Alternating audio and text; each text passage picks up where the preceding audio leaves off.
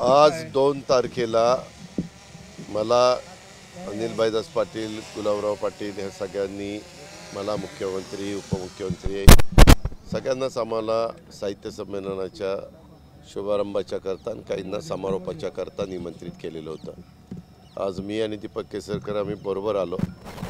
मला थोडंसं काही करून हे पाडसे धरणाची काय परिस्थिती आहे, कारण नेहमी कॅबिनेटमध्ये तुमच्या जळगाव जिल्ह्याचे दोन्ही तिन्ही मंत्री किंवा हे लवकर झालं पाहिजे अशा प्रकारचा आग्रह धरत असतात आणि मग मुख्यमंत्र्यांनी आम्ही सगळ्यांनी ठरवून ह्याला सुधारित प्रशासकीय मान्यता दिली। ती जवळपास 4,900 कोटी रुपयाची दिली आणि त्याच्यामध्ये इथल्या उपसा सिंचन योजना पण इन्क्लूड केलेल्या आहेत। 5 उपसा सिंचन योजना नव्या आहेत, 2 पूर्वीच्या ज्या काही आपल्या सहकारी उपसा सिंचन योजना होत्या, पाणी पुरवठा योजना, त्याच्यामध्ये आपण इकडं कन्वर्ट केल्या की जेणेकरून तिथल्याही लोकांना व्यवस्थितपणे पाणी मिळावं।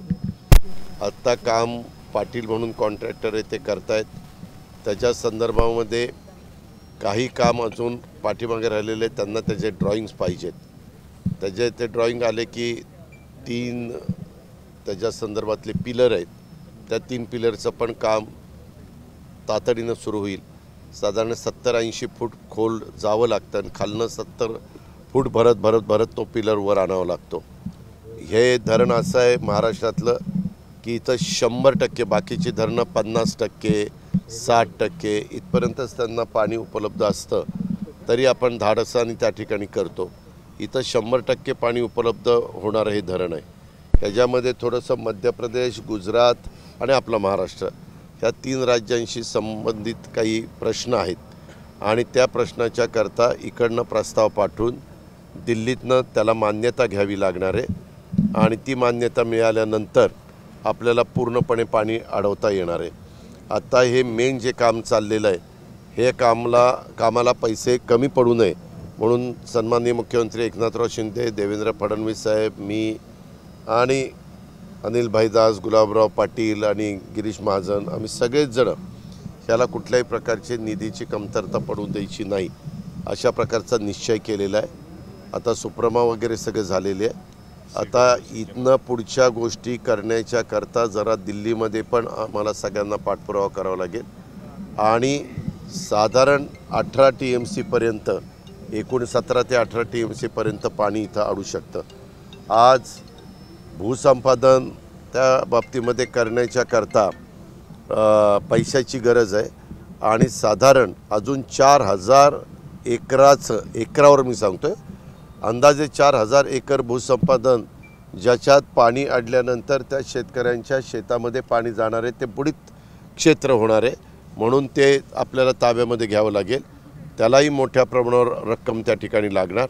हा सगळा एकंदरीत व्याप लक्षामध्ये घेता आपल्याला जर केंद्र सरकारचा पण पैसा ह्याच्यामध्ये आणता आला तर अधिक फायद्याचं ठरेल, कारण एकट्या महाराष्ट्र शासनाच्या वतीनं 5,000 कोटी रुपये एका धरणाच्या करता देणं, कारण राज्याच्या पुढं चांद्यापासून बांद्यापर्यंत अनेक धरणं, अनेक प्रश्न, अनेक वेगवेगळ्या समस्या असतात, त्या सोडवण्याचं काम आम्हाला करावं लागतं। तर म्हणून एक अशा प्रकारचा विचार झालेला आहे, जसं गोसीखुर्द प्रकल्प तो 2 लाख हेक्टरच्या पुढचा होता म्हणून आपण तो नॅशनल प्रोजेक्ट केला, तशा प्रकारे इथं नॅशनल प्रोजेक्ट करण्याच्या करता काही थोड्याशा अडचणी येतील, परंतु आपल्याच विचाराचं सरकार नरेंद्र मोदी साहेबांच्या नेतृत्वाखालचं तिथं असल्यामुळं ती अडचण मोदी साहेब आणि संबंधित वॉटर रिसोर्सेस डिपार्टमेंटचे मंत्री आणि बाकीचे सहकारी त्या ठिकाणी सोडू शकतील। म्हणून तशाही प्रकारचं सगळी माहिती मी आत्ता घेतलेली आहे। कलेक्टरनी पण त्याच्याबद्दल बाबा काही जमीन आम्ही ताब्यामध्ये घेऊ इच्छितो, आम्हाला पैसे पाहिजेत आणि पैसे द्यायला जर विलंब लागला तर त्याला जवळपास 15% व्याज लावलं जातं, त्याच्यामुळे तोही भूर्दंड इनडायरेक्ट राज्यावरच पडतो।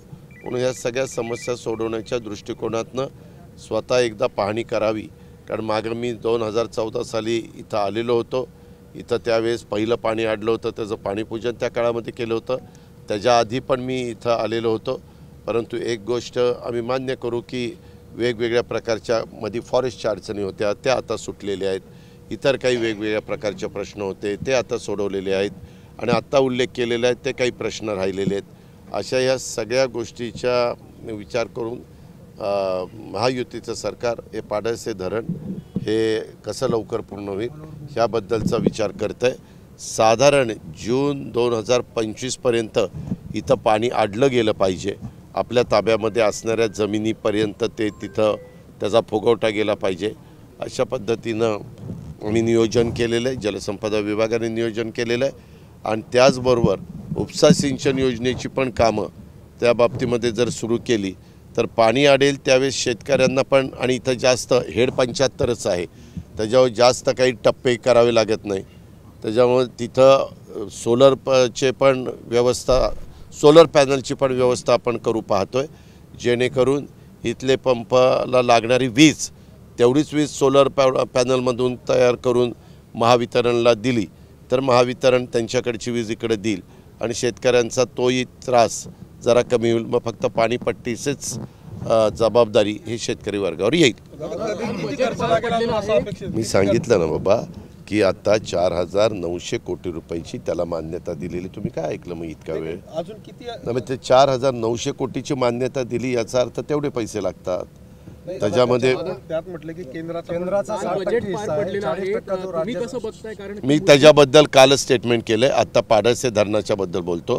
केंद्राच्या बद्दल फार विचारपूर्वक देशाचे पंतप्रधान यांच्या नेतृत्वाखाली निर्मला सीतारामन यांनी बजेट पेश केलेलं आहे आणि त्याच्यामध्ये सर्वसामान्य माणूस डोळ्यासमोर ठेवून अनेक महत्त्वाचे प्रकल्प अधिक गतीनं कसे पुढे नेता येतील, ह्या देशाचं अर्थव्यवस्था, देशाचे पंतप्रधान नरेंद्र मोदी साहेबांचं स्वप्न आहे $5 ट्रिलियन करायची, ती अर्थव्यवस्था 2028पर्यंत तिथं गाठण्याच्या करता ज्या मूलभूत गोष्टी असतात त्या पाया इन्फ्रास्ट्रक्चर तयार करण्याच्या दृष्टिकोनातनं ते बजेट दिलेलं आहे आणि त्या बजेटचं आम्ही सगळ्यांनी अतिशय मनापासून स्वागत केलेलं आहे।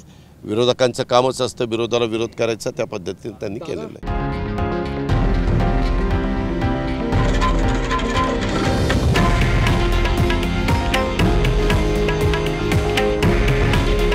हे आहे देशातील नंबर 1 न्यूज नेटवर्क आणि आपण पाहत आहात TV9 मराठी।